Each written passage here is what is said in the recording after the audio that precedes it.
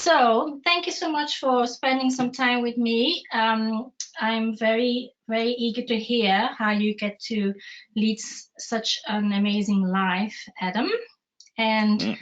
and what you do, what advice you can give the listeners on how they can also live their best dream, and then of course how not to. That's my interest, is how not to dive into burnout when you want to achieve so many things as Yes, high achievers do. So, well, yeah, just introduce yourself first. sure. So my name's Adam Quiney. People often have trouble pronouncing my last name, just like they probably have trouble pronouncing your first name. So I let them know that it rhymes with whiny. Um, so what I am these days is an executive coach, but before this, my careers were in software and then project management, and then I was an attorney for a while before that. Wow. So I'm pretty familiar with burnout, as a matter of fact. Yeah, there's Yeah. a very nice variety of things that you're doing. Why did you leave the attorney business? So let me share a bits and bobs, and please interrupt me if you're like, hey, I want to interject something. Um, the reasons I got into it were that I was bored. I was bored in my life. I'd kind of controlled everything so that I could do it in a short amount of time. And I was fairly indignant that the world wasn't handing me more promotions, making me happier. And so I thought, okay, well, I'll do a new career. I think law would be a really cool one. I think I'd be good at it. I love being right. I love arguing to prove that I'm right, which sounds kind of silly or pithy, but it's totally true. There's a part of me that really has that. And um, and I think the practice of law in theory is super noble. You know, we're standing for someone when no one else will. We Yeah. really believe in this system, even in the face of people doing horrible things, that like the system is what's most important to take us out of, our own thinking, our own like this person should be punished because I feel that way. Yeah. And but as I started to study it and practice it, I realized the practice of it is not so noble. It feels very opportunistic, capitalistic. The highest ideal is not the truth; it's being right. Yeah. And two other things: one, the hours are very long, and it's pretty tedious. It wasn't fun. It didn't set my heart on fire. And which I can say more of actually, because at this point in my life, I wasn't really very present to my heart anyhow. So the fact that my heart wasn't on fire was like, it wasn't the screaming warning sign it should have been. It was just like a little whisper, like, hey, you might want to just check that out. And the last thing was that I couldn't find attorneys that loved what they did. I just found a bunch of attorneys that could sort of describe to me, like a lawyer would, why they should like their job quite a bit. So I'd say, hey, tell me, do you love your job? And they go, well, here's the thing, Adam. And I was like, no, that is the wrong answer. I don't want you to tell me the thing. I want you to scream, I love my job. It's amazing. This is so cool. Because Yeah. that's how I want to be about my work. Yeah. So did you see a lot of lawyers with burnout? Yes. Yeah. Tremendous amount. Because do you want me to elaborate a little bit? Yes, yes. How did you recognize it, and what do you think the percentage is, and how does it negatively influence their performance for their customers and for the law system that they're supposed to serve? Great questions. So here's how I experience lawyers. First of all, it's like this isn't how most of us experience them, but my experience of lawyers are people very, very smart, big hearts. We don't normally experience them that way, but they have big hearts. They really want to make a difference. That's why a lot of us got into laws, because we think, wow, this is a way that I can really impact society for the better. What people with big hearts, in my experience, tend to do, or certainly what I did, is we shut them down because it's a liability. When you have a big heart, you feel heartbreak, betrayal, letdown, disappointment, more. And so instead, what we do is we shut down our heart and we run everything through our head because it's safe up here. That's very similar to what we have to do in medical school, because Yes. you step in it because you really want to help people and you're so compassionate, but then it's so painful when you cannot help everybody, and when some people just die, which is part of life. And Yeah. I experienced this early on, that I said to myself, only my second year of training or something, that I said, wait a moment, I cannot be so vulnerable and be a good doctor at the same time, because when I'm swept away by this sadness, I cannot think. And you need Yes. to think really quickly, and you know, you can't be distracted by these emotions. And I think that is the problem, though, as you said so really clearly. I love that you said that you stopped listening also to the voices that were giving you warning signs of Yes. like, you need to change your path. And that is exactly why we get burnout, because we don't listen to our emotions, which are and even physical symptoms give us warning signs that you're not on the right track. And we learn to ignore all of that and just keep on going, and then you have to crash because, you know, you run out of steam. So yeah, that's very well spotted, actually. I recognize it, absolutely. Mm. Yeah.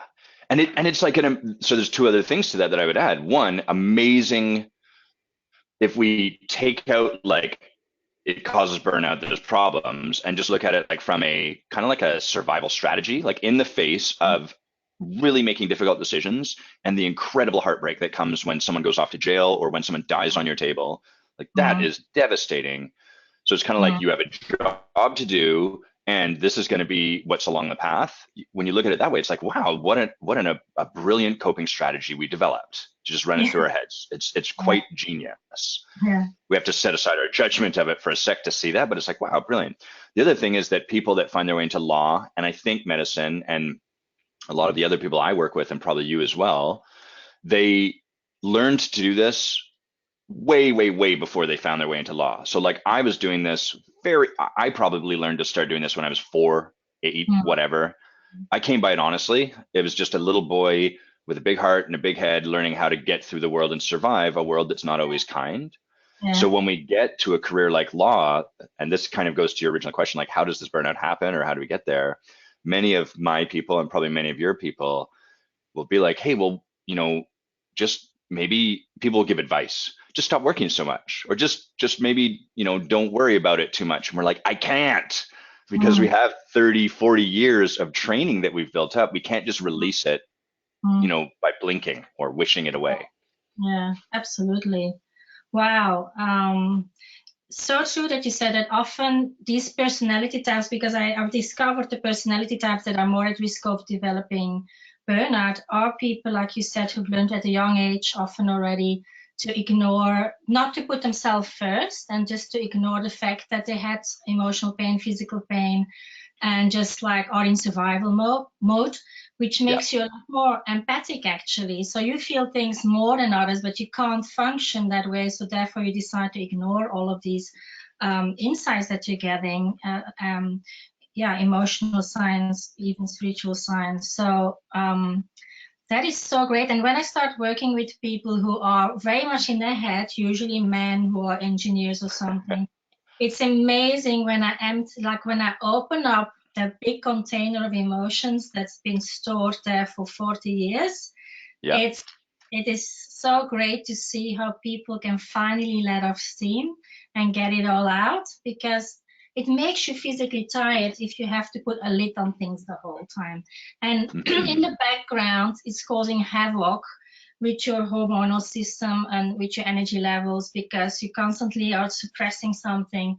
And yeah, that's why I love in the work that I do, especially when I can work really closely with people and do journeys where we go back and find the original event where they started behaving that way. And often it is just to feel safe. But it's creating problems in their adult life in all levels. So helping people overcome that and becoming more true to themselves, I think, is ultimately what makes people feel really, what's the word for that? Like that they're living their purpose. You need to get rid of the old baggage and see who you truly originally were before you were corrupted by your environment and circumstances, and get back to the source of that pure being that was born. So yeah, I love doing that. Yeah. So we were talking about your fellow lawyers. How many percentage of people do you think suffer from this, or let's call it suffer from burnout?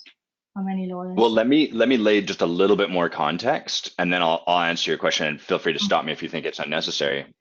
So the first thing I would say is like big hearts shut down, strong desire to make a difference. They find themselves into a career where a couple of things tend to be the truth. One is you can never do enough work. Like the practice of law, there's always more work. You could always prepare more, just like medicine, right? You could always spend more time. Yeah. And the realities of the profession are that you can't. There is a limit on that. Mm. And two, as long as we've shut our own heart down and then are trying to kind of, what we end up trying to do is like, maybe if I make enough of a difference out there in the real world, I will somehow be able to like fill the void that now exists inside myself, which will Mm-hmm. never work, right? Mm. Like you Mm. can't go outside to resolve something that's inside. So what happens, what I see happen as a result of that is that um, a lot of lawyers are left, they care a great deal. There's never enough work they can do. And they're trying to do more and more and more work externally to try to fill something that's lacking internally. And the real tragedy here is that in the short term, it does work. You know, Mm. just like in the short term, a hit of heroin makes an addict feel better. But then the Yeah. long term, it like pushes them further and further away from like real well-being. And Yeah. so, Yeah. And go ahead. people who work that much probably also push away their spouse and don't spend quality time with their children enough. So they might Totally. alienate everybody that really cares for them. So then they end up alone and probably get some disease in the end, and won't be able to do the work anymore that gives them meaning. And then you really get into that crisis that if you lose the thing that gives you meaning and that gives you the reason to live, and you can't do it anymore because of some physical problem, then you really get into a really, really crisis moment where you think, am I even worthy of living? Yeah. It's like some sort of an existential crisis. I know because I've been there when I had burnout and I stopped working for 6 months. So I couldn't say anymore, hi, I'm Dr. Van Tricht, which gives me meaning that I was a doctor, that I was helping people. I took 6 months off with my with my first child, which did give me a reason to live, luckily. Mm, But I realized that my identity was so much attached to the profession that I had. And if I mhm. was not being a doctor anymore, who was I? I was completely lost for a while. I didn't know who I was. It was just the title, you know, and the thing that you do is not who you are. It's two different things. But I had to like separate that because for me it was just all, I was just this. I was a doctor, and that was it. There was nothing else there. And I suppose it's the same for people who, for some reason, have to, even when you have to retire, some people still have that crisis where they feel, if I'm not doing that work anymore, then I am meaningless. And that's Yeah. where people sink in a very deep depression often, because they feel only when I do and perform do I deserve to exist. And that is really critical, that people realize that, because sometimes things happen. You can break both legs, and then you can't, you can't be a firefighter until you heal. And then I can imagine how much emotional trauma people go through when they feel they're not serving a purpose anymore. So that is a really big subject, actually. Yeah. And thank goodness, it sounds cruel in a way to say it this way, but like, thank goodness for breaking both your legs, because it forces you to confront that reality that you just described. Mm. Now, it's not pleasant, but it's never going to be pleasant. And it forces you to confront the reality now rather than 30 years down the road when you retire and go, my God, Mm. what even did I do all that for? Like a lot of people that are burnt out aren't really deriving a lot of fix of purpose from what they're Yeah. doing. But if you keep doing maybe more of it, maybe a little bit more of it, because there's never enough, maybe Yeah. I'll get there. And it's just like running faster and faster and faster on a treadmill in the hopes that eventually you'll get to rest. Mhm. Yeah. So our body actually, if you don't listen to the early signs, your body will cause some disaster where you're forced to rest, forced to confront your demons. And um, once you've survived that and you've come out of it as a better person and more whole, you can be grateful for it. But people who are just like standing on the abyss of diving into this black hole, I would like to reach out to anybody who's out there and say, I know how scary it is. You don't. Actually, I had very little support when I did it. Mm. I think because burnout was not so popular 15 years ago, and I was really like the first one searching for solutions. My doctors had no clue what was going on. One doctor said, oh, use an oxygen bottle or whatever. They had no clue what to do with me. So if I can help people go through that process like in a lot earlier and a lot smoother, then I would wish it on everybody to have help rather than struggling for so long to get back out of that hole. And some people probably won't survive it, because it's a very, very dark place to go.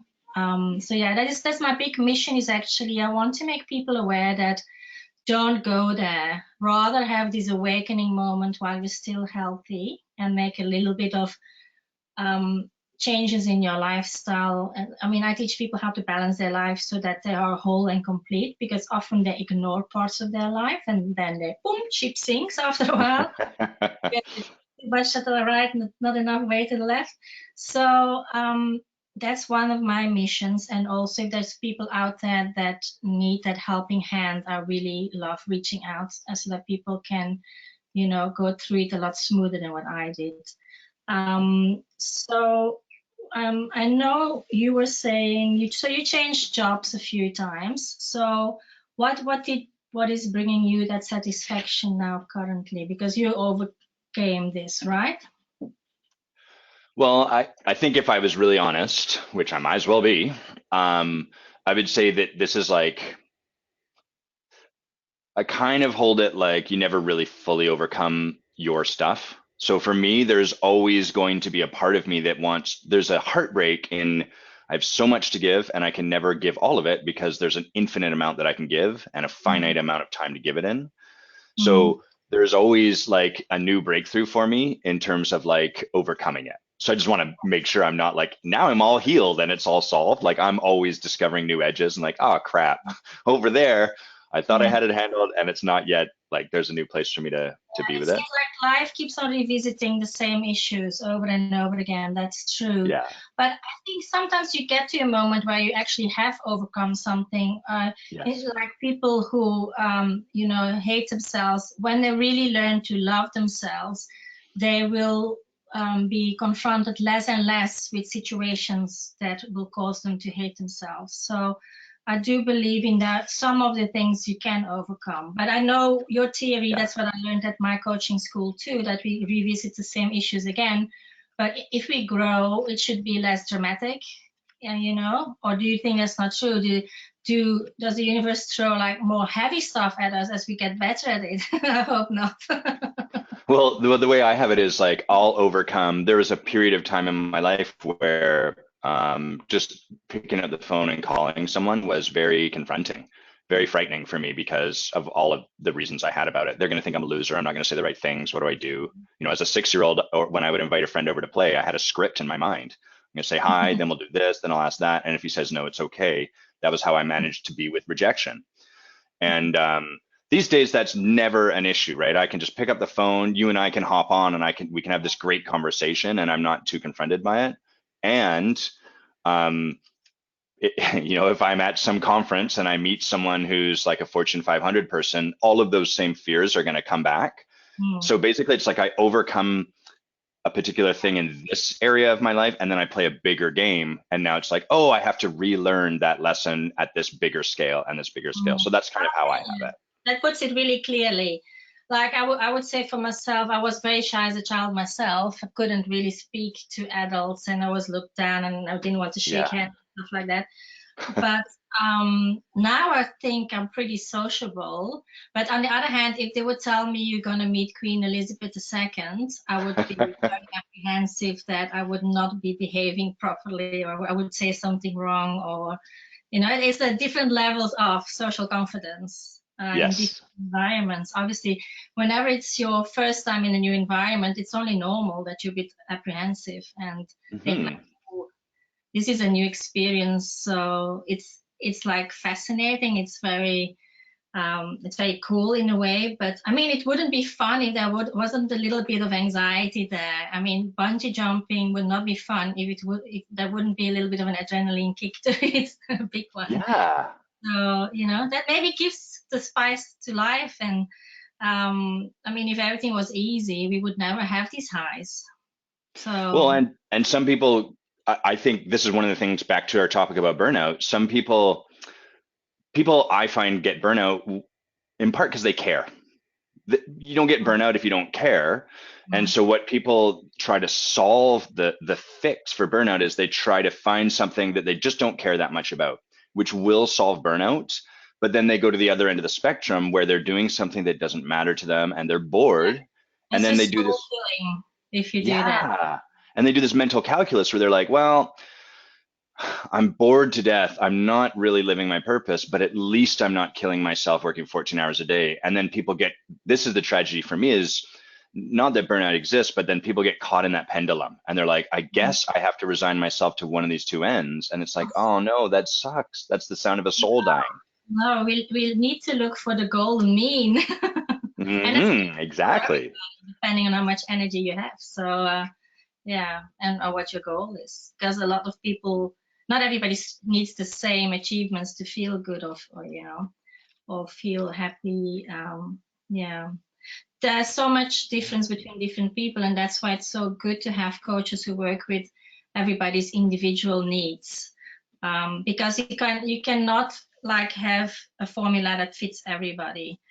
Even though I like to teach people how to balance their life, it will be completely different for every person that I see, because every life Yes. circumstance is different.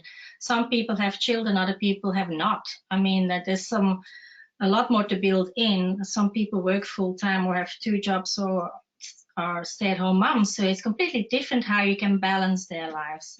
So yeah, that's why I love working holistically. It's not just Mhm.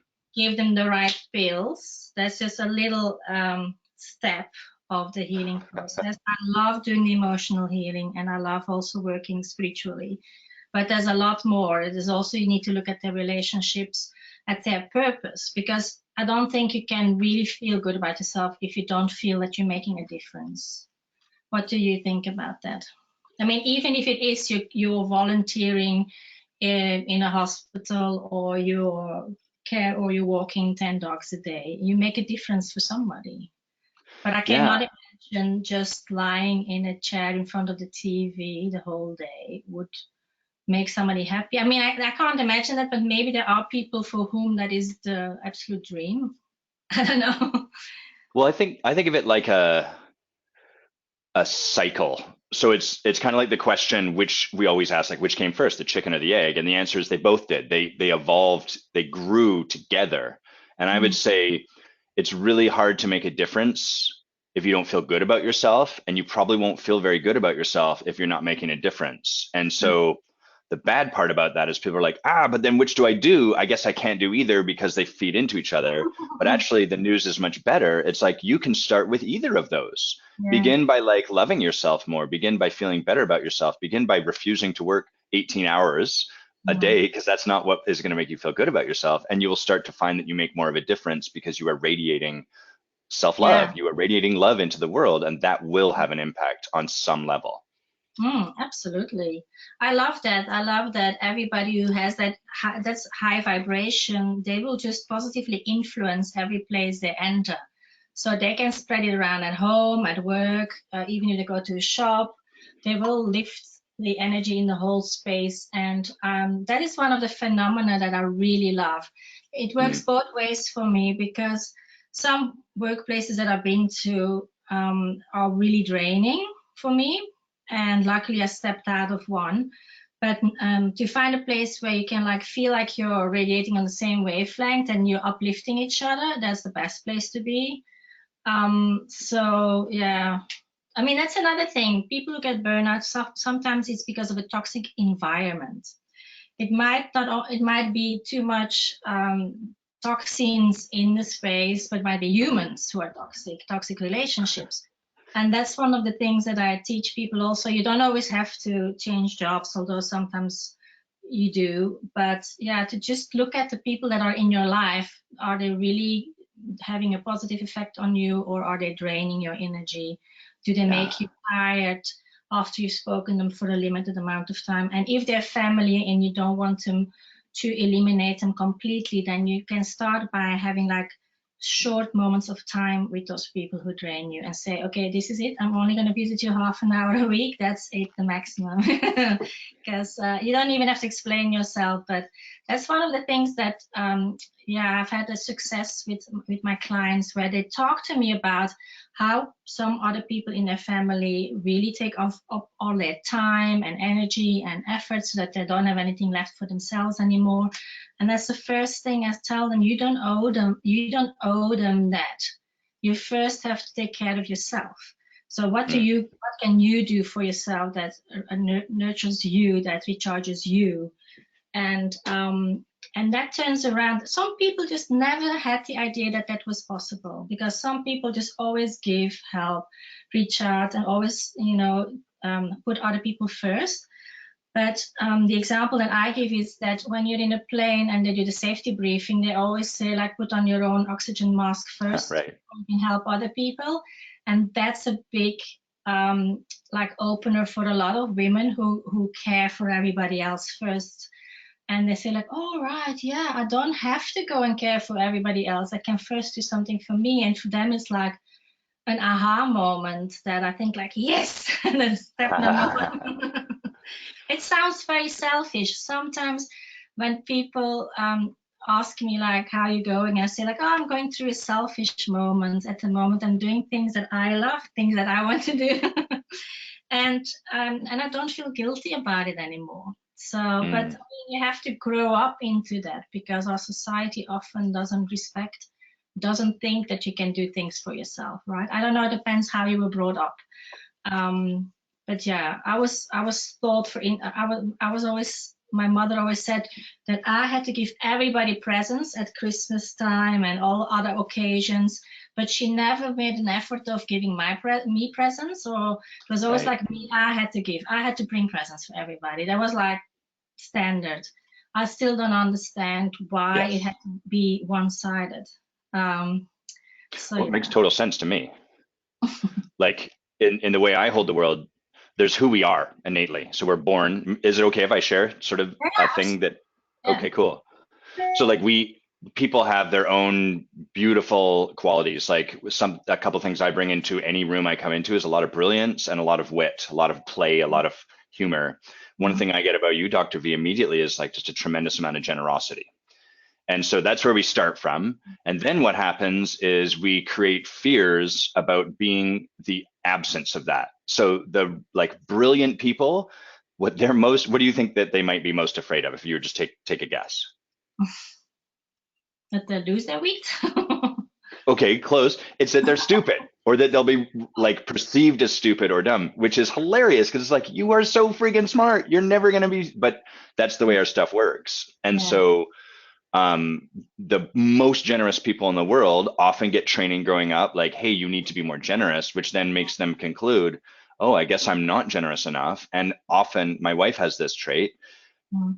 fear being perceived as selfish. And then this leads right into burnout, because then, well, what do you do to not be selfish? You give and you give and you give to resolve this story that's made up in the first place. And you're never going to be able to give enough to save that because it's a story. And so of course that would lead to burnout, right? There's never enough time you can put in. You cannot give enough time to people in the hospital, in the medical system, whatever. And Yeah. so that's a real challenge. And what you're saying makes complete sense to me. Yeah. Wow. The things that we as parents, do you have children? Because I'm really aware that I should not, I mean, what I say to my children, whoa, I don't make them do anything. Well, this sounds really bad because I have really good children, so I did something right. Yay. I don't want them to enforce too many things that they don't feel, doesn't feel good for them personally. So they're kind of very free at exploring what suits them, what they Yeah. like, and not what I like them to do. So yeah, it's a Yeah. completely different. upbringing than what I had. But I'm not sure whether one is better than the next. But yeah, I don't believe in forcing other people to do things against their will at all. But it's Yeah. hard. They have to go to the traditional schooling system where there's no place for individuality. So either they all behave, or in my kids' case, the whole class doesn't behave and they learn nothing, in my opinion. But yeah, that's the I've reached a conclusion about, I don't have children yet. I really, really want at least one kid, but I was raised, my parents were very loving, incredible, provided so much, and I still ended up messed up. And the conclusion I've reached is we just can't stop. Like, that's the human, the hero's journey in a way, is we grow up, we get whatever training we get, we learn how to adapt to it. Hopefully our parents set us off on a path that gives us some resilience. And then we get into our 20s and our patterns are working for us and helping us be very successful. And then we get into our 30s and 40s and we start to, what they're giving us is no longer enough, and the costs, we start to be more present to those, and then we hit the burnout point, the midlife crisis or whatever, which is really this beautiful moment where we're like, I hate this and I'm not willing to keep doing it. And then it's like, now you can start to grow beyond that yeah. point. That's the conclusion I've reached. Yeah, I guess it's part of the journey. I'm not sure whether it's a journey for everybody or that it's as traumatizing for everybody. Depends, of course. If you are a high achiever and a perfectionist and all of that, it's harder to let go of some old belief. It is hard. Yeah, because they Especially. work for us too. Yeah. Like those beliefs, really, the belief I had that there was never enough work I could do and I was never going to be enough helped me be very effective as a lawyer. And people were like, you're really good at this. We want you to do more. Mm. And it just keeps that, it speeds the cycle up. And so it is, I think what you said is super wise. It's really, we intellectually know this isn't serving me. I need to just stop doing it.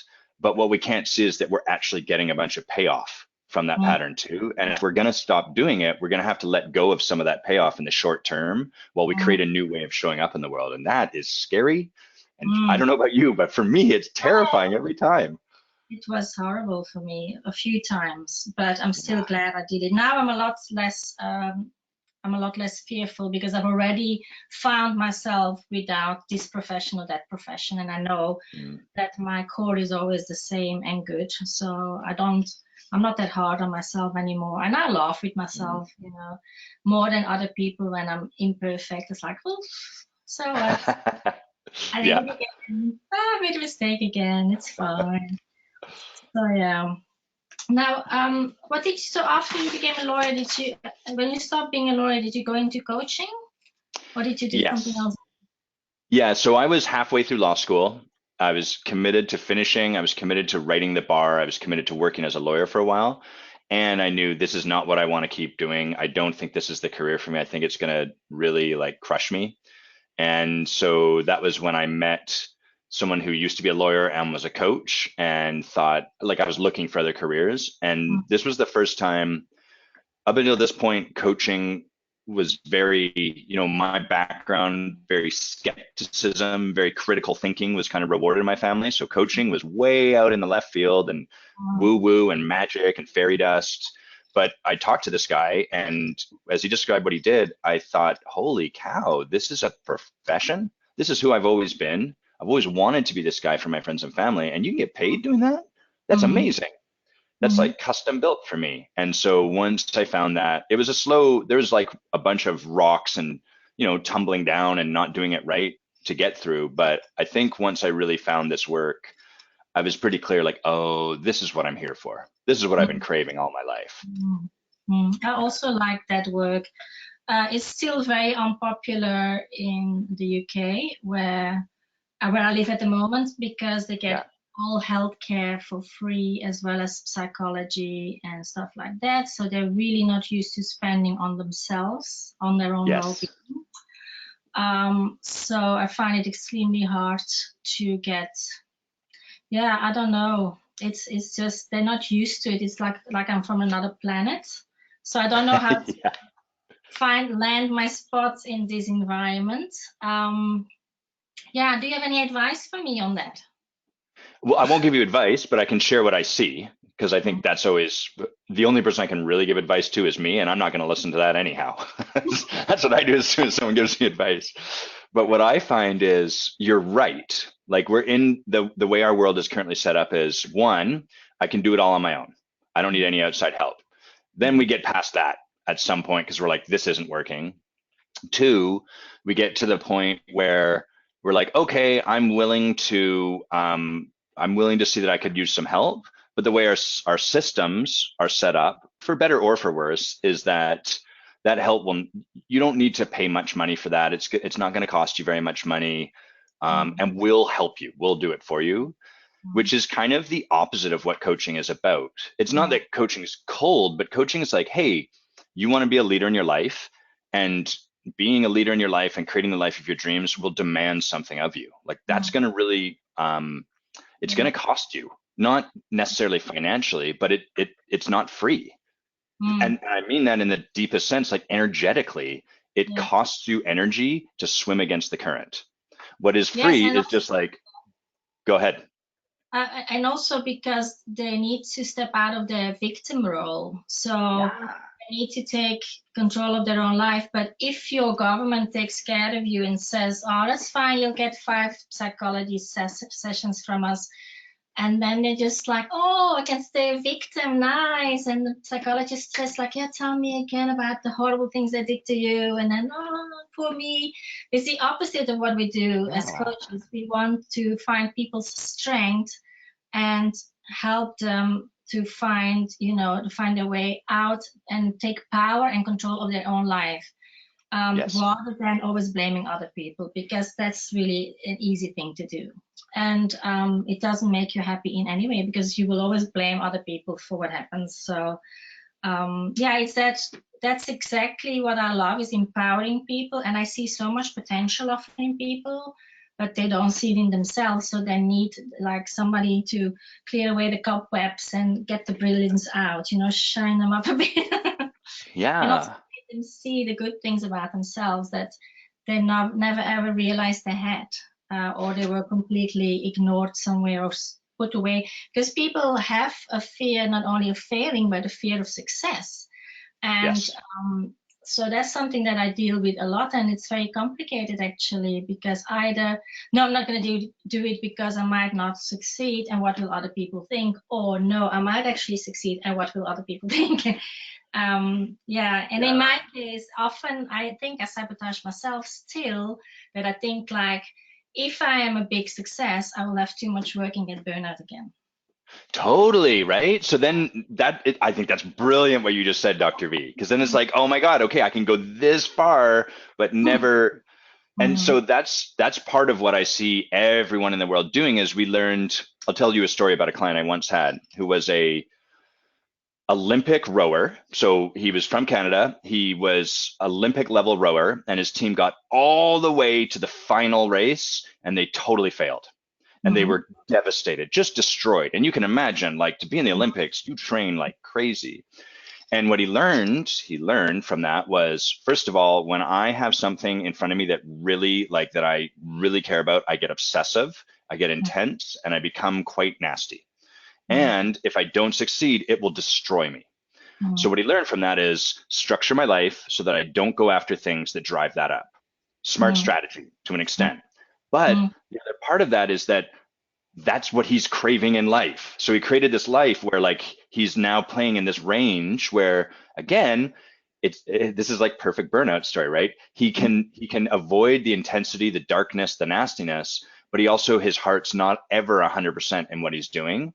And now he's trying to, this is what everyone does. We try to get that feeling that drives up that dark side of ourselves without ever being willing to confront the dark side. And what I believe is that the path is not away from or around the darkness, it's through it. It means putting ourselves in that situation and then letting us get supported by our coach or a leader or someone who's like, hey, I noticed that like you were getting really nasty and I see you taking shots at me and like, let's talk about that. Let's look at what's showing up for you. And if you can support someone there and have them unfold, oh my God, you want to talk about like my mission, my purpose? That's it right there. That cracks me wide open every time. Yeah. Wow, yeah, I love that. That we shouldn't like run away from our dark side, but like actually the words we use is like embrace it and let Yes. it have its way with you so that you completely let it experience it to the fullest. Because the good thing about dark emotions or negative emotions is that they don't last long, as Hmm. long as say, okay, I see you, anger, hate, whatever you are, and I accept you, just give it to me, and then you will experience it for a short moment only. While you can run away from it your whole life, it will keep on chasing you and annoying you in many ways. Yeah. But actually turning around and saying, okay, give it to me now, that is Yes. the way to do it. Yeah. Yeah. Excellent. Have you Yeah. go, We please? are covering so many different things. It's so valuable what we're sharing here. I think this is like chock so full of value, what we're saying, and we already been talking for 40 minutes. Um, Yeah. so yeah, what was our original story was that I was asking you about how many percentage of lawyers do you think have a form of burnout where it influences their performance and their clients and the law system negatively? How important is that, you think? So I think I couldn't probably couldn't give a very good percentage, but like the majority, certainly. Yeah. And what we see in the legal profession is massive addiction and substance abuse problems, at least here in the Canadian bar, because again, from that burnout, heart's closed, nothing's ever enough. Well, if I take some drugs, some substance, some Vicodin, whatever, I get a feeling of something in my life. So Mm, that's one of the consequences. Two, the irony is that these are people with huge hearts, and because of the way that the burnout shows up and the way that the strategies they've learned, they show up in the world with a very closed heart.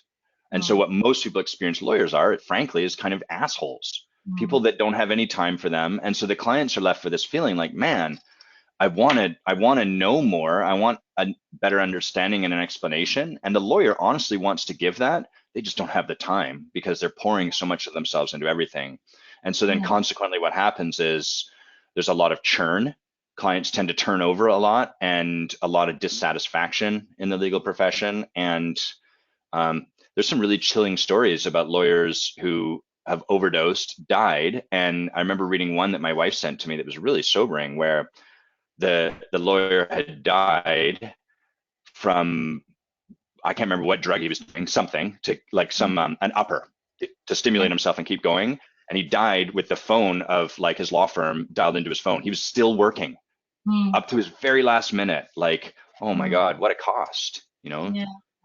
Yeah, one of my colleagues last year, he was only a few years older than me, very, very good surgeon, very hardworking. And he spoke to me, I think, 2 days before he dropped dead, Oh, saying, I've told the hospital I'm gonna put a limit to how many people I can see every day and how much I work because I can't keep on doing more and more and more. And he shared that with me, and I said, like, good, finally, because you don't, you have to take care of yourself. And then 2 days later, they said, oh, yeah, he just dropped dead. And he did not oh have man. any pre-existing diseases. That is a typical form of burnout, where you just like have used up all of your energy, your life force really is Yeah, finished. And yeah. then your body just says bye-bye, where there's not enough here to keep on going with. So I would, what would be the solution in your field? Because I know more or less what medical trainees go through and doctors and nurses. But is there anything specific that you could advise lawyers to turn this around and not go that way? Well, or is it in the system? Should something change in the system, like a maximum amount of hours that you can legally work? Or it's actually it's the same with truck drivers. They have to Yes. stop every, I don't know, 2, 3 hours, and they check them to make sure they're not driving too long because they know it's dangerous. It should Yeah. be the same with doctors, and it's already happening in some places where, like when I was in training, I had to work day and night, never got time to recuperate. Now it has changed that people who do day and night shifts do get some time off afterwards to sleep. So that has changed, but yeah, there's still probably some more changes. And actually, where I work now, it's like you cannot work more than so many hours a week you won't get paid for your overtime. So I'll try to stay under those hours. So I mean, it motivates people to say like, okay, I'm not going to work more hours because I'm not going to get paid in any case. So yeah, so you can put some rules in place, and it is to protect the clients. Because if your doctors or lawyers are too tired, more mistakes are made, and that will be negative for many people. So I'm fully agree with putting some time limits in place, actually. I have two thoughts. Yeah. Sorry, didn't mean to cut you off. No, that's okay. We would probably say the same thing. I mean, I don't know how you can clock it, how many hours people work, but they do it with truck drivers, so it should be possible for everybody. Yeah. Yeah, so like my thoughts are, one, it's always a good idea to like try to address the system. But two, when I gave my notice and left the practice of law in my last couple of weeks, I remember thinking like, this is going to be so great. I'm going to set aside all this time. I'll play that video game I've wanted to play forever. I'm going to enjoy life to the fullest. And then I left and I recreated the exact same structure. I was working 12-hour days, exhausted, just finding time to exercise. And what that shows, I think, is that while the system plays a role, we're creating it. There's a reason lawyers choose into a career that demands that of them. There's a reason medical professionals choose into careers that demand that of them. And so I think if all we do is look to have the system impose a cap, people are going to find a way around it, because that's what we're like grass growing through concrete. We will find a way to meet those sort of egoic needs that we have, understandable, innocent needs. And so I think that's always necessary. We can't close our eyes on it. But for my people, I always invite them to take a look at like, what would you have to really confront? Pretend that the system wasn't forcing you to do this, because lawyers will always tell me like, well, Adam, you don't understand. I'm like, buddy, I understand. I was a lawyer. If we took away the demands, if we took away the system, what do you think you'd have to confront if you stopped working so much? Like, why do you think you yourself, never mind anything external, why do you think you are drawn to do this? Because that inquiry will have them start to take a look at like, what would have me create my life this way? Because that's what we're all doing, is we're creating our life that way, and waiting for the system to change is just a new, more sophisticated form of victimhood, right? Once the system stops demanding I'm not saying it's bad, but I'm saying there is a part where we always have to look internally and be like, hang on, there is something here. It is true, but I think just like with pilots who can't fly for longer than so many hours, and truck drivers, it's for the safety of the other people out there. And Agreed. If I'm a tired doctor in hospital, patients in England, they don't choose their doctor, so anybody can end up with me, and then they might be victimized because I didn't sleep enough. That is horrible. So I think they're right that they put some safety measures in place. And I think it should be, I don't see it as something negative. It's actually protecting the clients and the workers. Maybe it's a very socialistic principle that's easier to do here than in other places. But, and I'm definitely not somebody who likes other people controlling me. But if I was completely free, I would not work crazy hours. I'm way past that stage. You know, I've lived my dream in Australia for 8 years, where I had my own practice, and my priority was first I'm going I ran on the beach every morning, jumped in my pool, arrived at work only at 10 o'clock in the morning, so a nice amount of patients, like 20 or 30. And then still had a time for my family in the evening. So that was a perfectly balanced life for me. So love that. Even the 40 or 45 hours I work here now, plus all the driving up and down, it's actually not what I would prefer, but this is the norm. So that I'm doing at the moment. So, but in any case, great. So I asked you the percentage of lawyers with burnout, and you say probably everybody deals with it. They did statistics on medical doctors in the States. It was, more than half have burnout, depression, suicide. Well, suicide thoughts is only like 5 or 10%. That's so high. Yeah. 1 in 10. Like, that's nuts, right?